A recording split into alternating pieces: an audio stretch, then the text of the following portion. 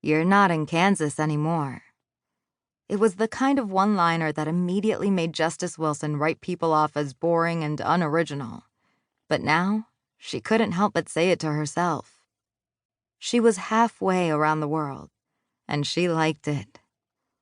The tropics swarmed in as soon as the plane doors opened. Wet, humid air that turned walking into swimming, and palm trees whipping in the wind like they were trying to lure customers in to buy a used car.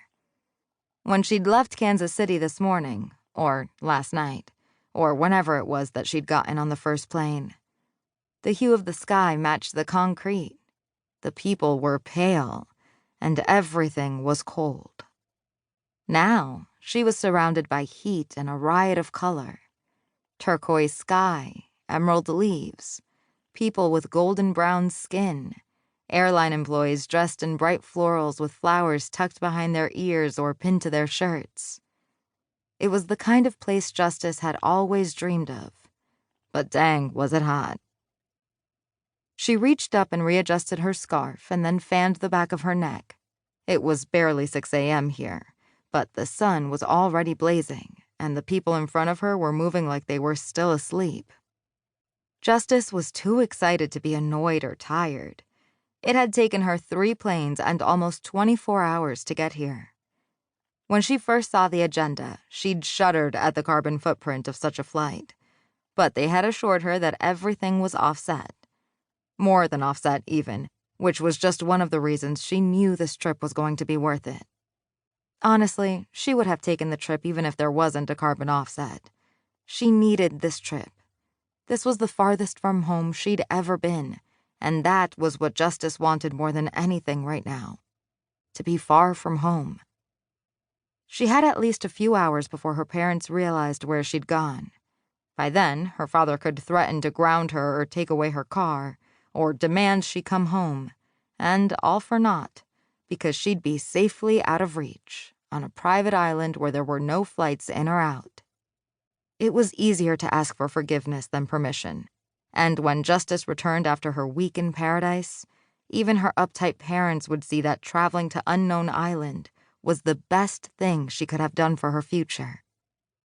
The line was finally moving, and Justice made her way down the stairs and onto the runway, heat radiating off the pavement in waves. She stepped to the side, set her suitcase down, and pulled out the handle, then headed into the airport. She'd expected it to be air-conditioned and was surprised when she walked through the doors and found the inside even wetter and stickier than outside. This realization made her smile and laugh at herself a little. She could be such an American sometimes, thinking that everything should be comfortable and convenient. A Starbucks on every corner and a UPS truck on every street. She was going to have to get used to this. If she was going to be an environmentalist like she wanted, she would be spending a lot of time in the third world. Wait, was this the third world? Probably not, because even with the lack of air conditioning, the airport was pretty nice. Justice forced herself to ignore her phone, which was tucked in the pocket of her carry-on bag. She'd kept it off all through her last layover, resisting the urge to check it while going through customs and passport control. Looking at her phone was exciting, but also kind of scary. She found the bathroom, peed, washed her hands, and soaked her red headscarf before retying it, which made her feel a little cooler.